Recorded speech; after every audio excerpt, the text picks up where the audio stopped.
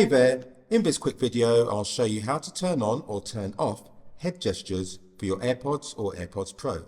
So the first thing we do is flip this lid so that the AirPods connect to the iPhone. Once connected, go to Settings. You'll see your AirPods just here, the settings button for it. You can also get to it from going to Bluetooth and clicking the eye next to your connected AirPods.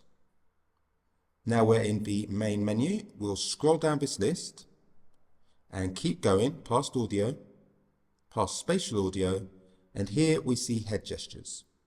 Click on head gestures, and now we can toggle this off.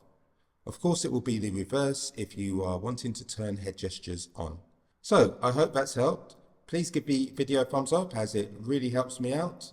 If you want to check out some more videos, have a look at my channel. Thanks very much for choosing my video, and I wish you a great day ahead.